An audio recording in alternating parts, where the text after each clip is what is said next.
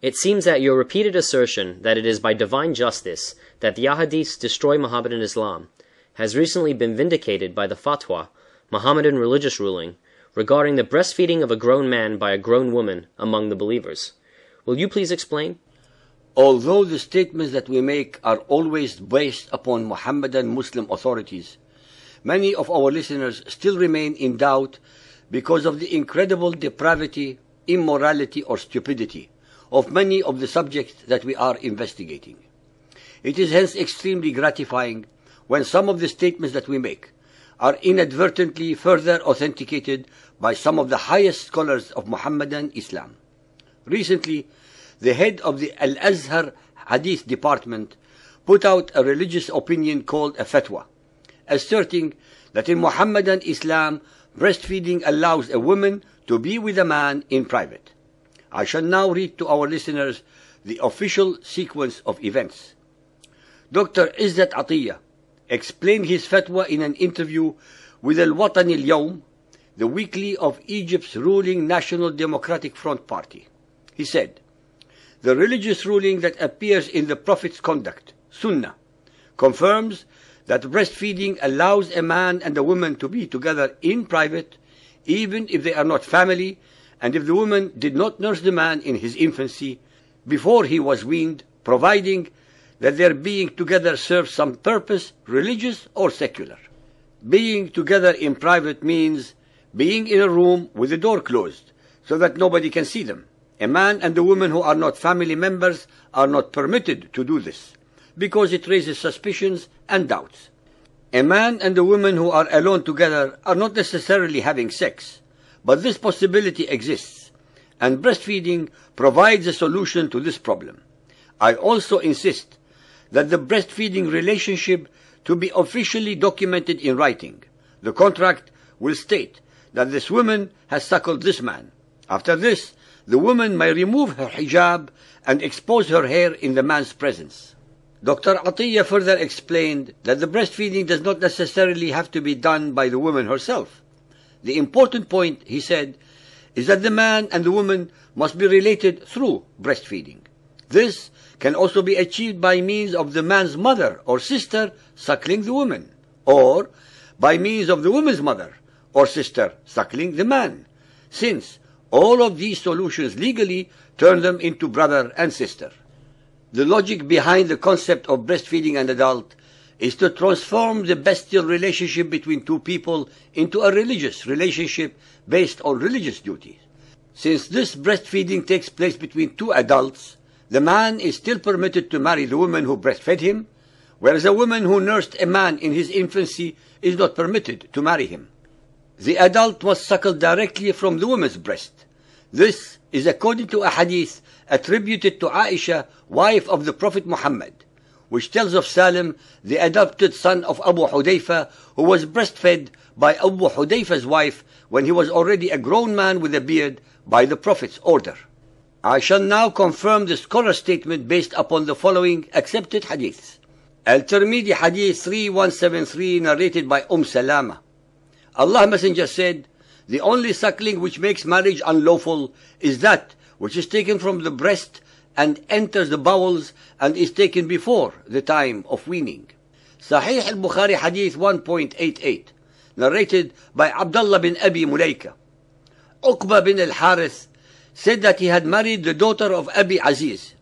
Later on, a woman came to him and said, "I have suckled, nursed you, Uqba, and the woman whom you married, his wife, at my breast." Uqba said to her, "Neither I knew that you have suckled, nursed me, nor did you tell me." Then he rode over to see Allah's Apostle at Medina and asked him about it. Allah's Apostle said, "How can you keep her as a wife when it has been said to you that she is your foster sister?" Then Uqba divorced her and she married another man. Sahih Muslim, suckling a young boy, tradition 3428. Zainab, daughter of Abu Salama, reported, "I heard Salama, the wife of Allah's Apostle, saying to Aisha, 'By Allah, I do not like to be seen by a young boy who has passed the period of fosterage.' Whereupon Aisha asked, 'Why is it so?'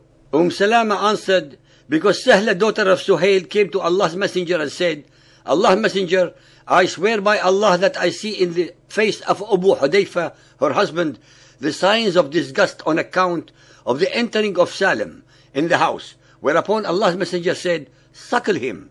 Sahla said in astonishment, but he has a beard. But Muhammad said again, suckle him, and it would remove what is there, the expression of disgust on the face of Abu Hudayfa. She said, I suckled him, and by Allah, I did not see any sign of disgust on the face of Abu Hudayfa.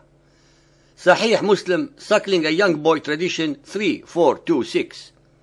Ibn Abu Mulaika reported that Al-Qasim bin Abu Bakr had narrated to him that Aisha reported that Sahla bin Suhail bin Amr came to Allah's apostle and said, Messenger of Allah, Salim, the freed slave of Abu Hudayfa, is living with us in our house, and he has attained puberty as men attain it, and has acquired knowledge of the sex problems as men acquire. Whereupon he said, suckle him, so that he may become unlawful in regard to having sex with you. Ibn Abu Mulaika continued, I refrained from narrating this hadith for a year or so on account of fear. I met again with Al-Qasim and said to him, you narrated to me a hadith which I did not narrate to anyone afterwards. He said, what is that? I informed him. Whereupon he said, narrated on my authority, that Aisha had narrated that to me. Ladies and gentlemen, believers and unbelievers, here was a man who was afraid to narrate what he had heard and decided to keep this story to himself for more than a year. The man viewed this hadith with obvious trepidation regarding the innocence of this story, and knew that there was something morally wrong with this unbelievable event.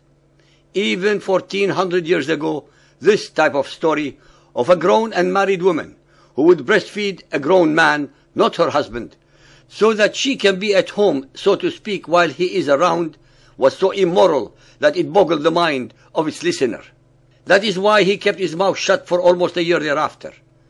But as a believing Muhammadan Muslim, he had to accept it as a divinely sanctioned order. The Azhar Council decided to dismiss the doctor not because he was telling a lie, but because he was telling the truth, thus exposing Muhammadan Islam to ridicule. They even go so far as to accuse those who support his deductions as perverts. In the light of the aforegoing, then all the preceding Muhammadan scholars must have been perverts, since they too read the same hadith and walked away with the same understanding that I do. They saw that the logical implication one derives from them is that Sahla, against her natural instincts, breastfed a young man at the express orders of Muhammad.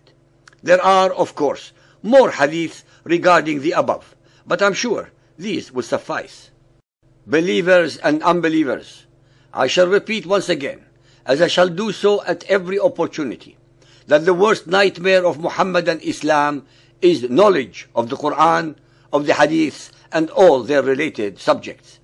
Muhammadan Islam can only survive through subjugation, intimidation, terror, indoctrination, and the ignorance of its followers. They are, after all, its worst and foremost innocent victims. We have repeatedly made it crystal clear that the objective of this series is not to insult, humiliate, or degrade the followers of Muhammad, the so-called believers, but to enlighten them as well as all those so-called unbelievers around the world.